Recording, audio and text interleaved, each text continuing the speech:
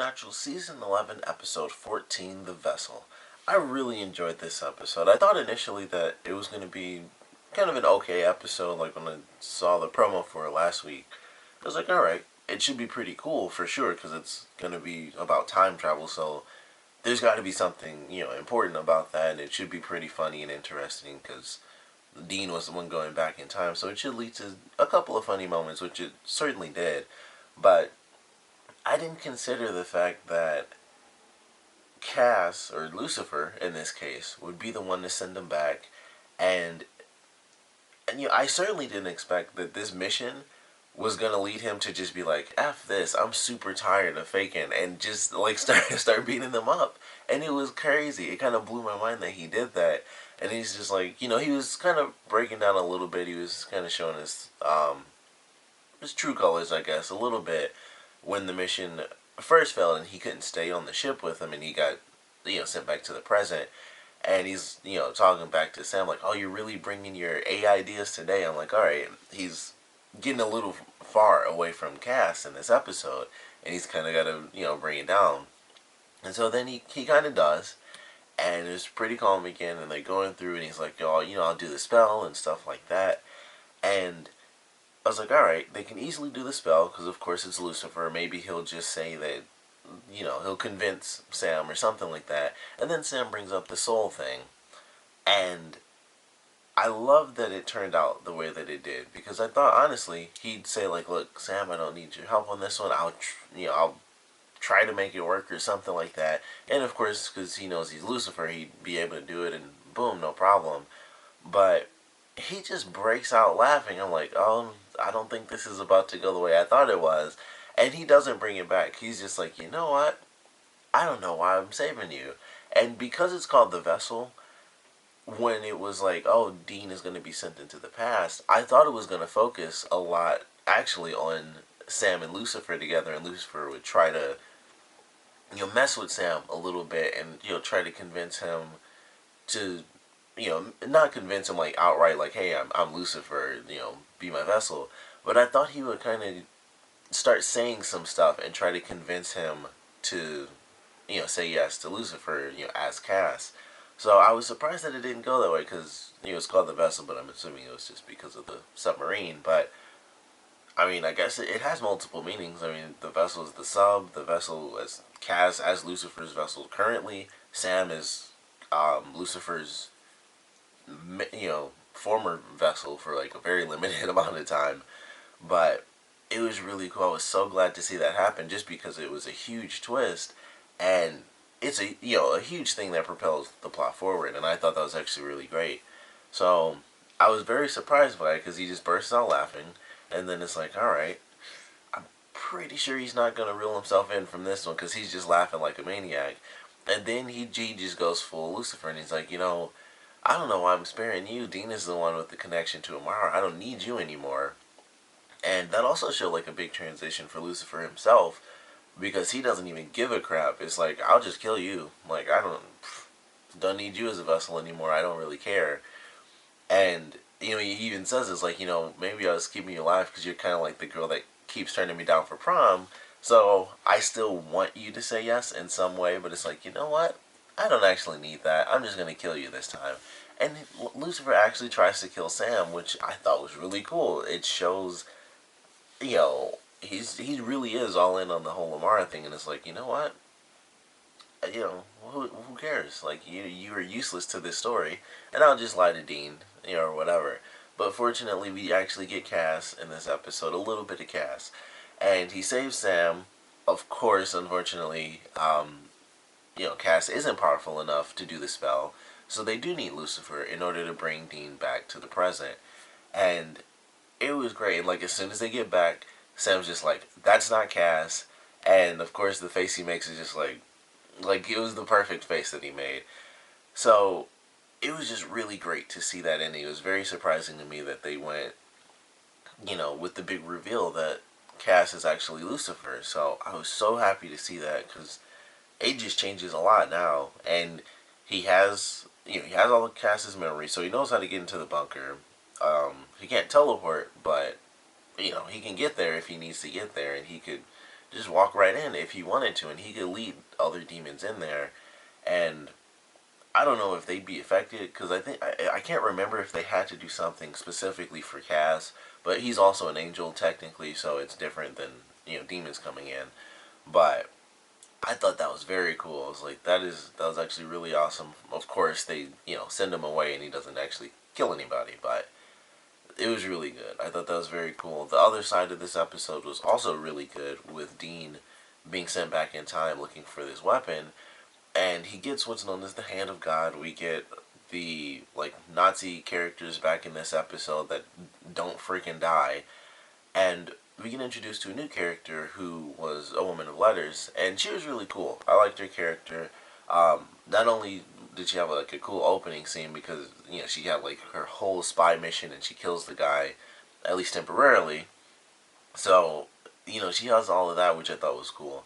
But then they introduce this new sigil that's basically the ultimate sigil. It'll block out anything and everything, and that's all there is to it. It's just automatic. Nope, this will block angels, demons, whatever. I'm assuming it blocks pretty much any supernatural being. That's kind of how they made it seem, because they have stuff for both angels and demons, but this seemed like something that could just stop literally anything that was supernatural whatsoever. So I thought that was actually very cool, and the fact that it was a a blood system type of thing when she had it carved on herself, that was amazing to me. I was like, that is insane.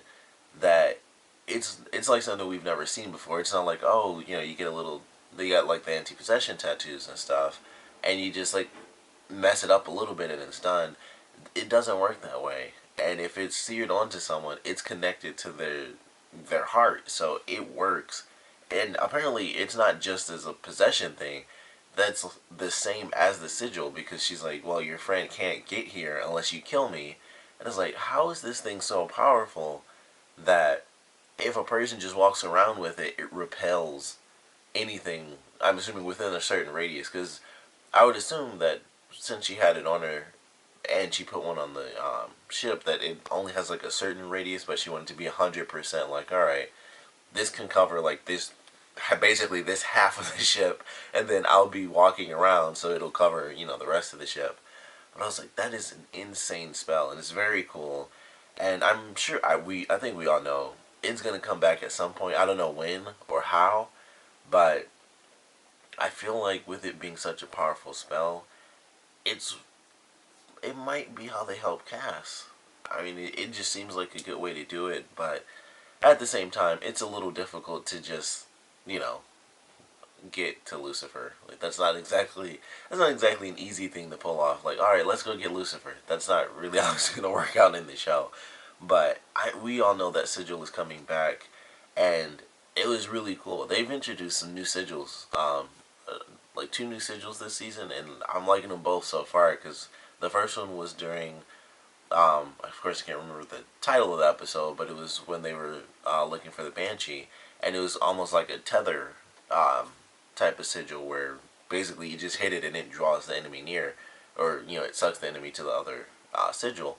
And then we have this, which is the ultimate sigil, seemingly. So I can't wait to see this one come back. I don't know if it's even going to be this season, if that is how they end up using, or if that's how they end up saving Cass or what. But that's going to come back. It's got to be something where either someone ends up putting it on on their body again, and only Dean would know about it. So he would either tell someone about it and they would actually do that, or they'd just put it on the wall and it would be the ultimate defense against anything supernatural. So I really can't wait to see that come back. I'm really excited for the potential that such a powerful sigil has, because not only can it block an entire ship, or at least most of it, but if you put it on yourself, it's, it can't just be burned off. It's connected to your heart, and it will work as long as you're alive, and that's just crazy to me. It's nothing they've ever done before. So looking forward to that. We get to see the weapon, the Hand of God, used in this episode, and unfortunately Dean isn't able to kind of change history. He doesn't end up changing anything that actually happened, and he actually lives through exactly what happened, because when we get to the end of the episode and Dean asks, what happened to the Nazi ship, he mentions that the wreckage of that ship was found because it had a giant hole going through it. And the reason that they never found the sub that Dean was on is because it basically evaporated because they used, or she used the power of God, and it destroyed that ship completely, and it shot like a beam straight up, and that's what knocked out the Nazi ship. So it was kind of sad that he wasn't able to help, but it was kind of just how it was meant to be. Ultimately, that's just how it played out anyway.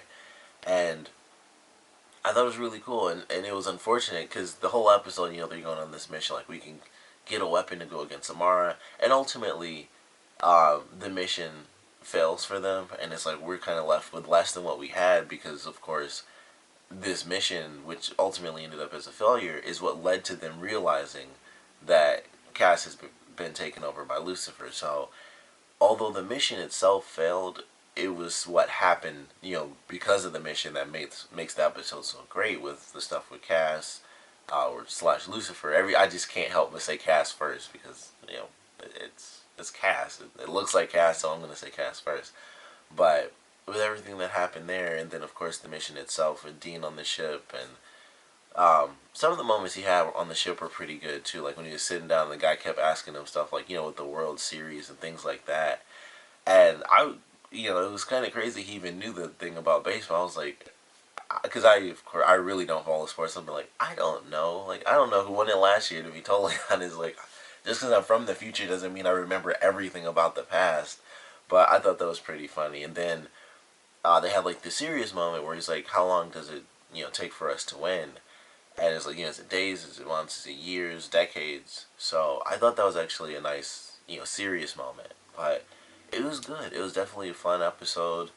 Um, it was interesting getting the end of the episode where it's like ultimately they've lost Cas now.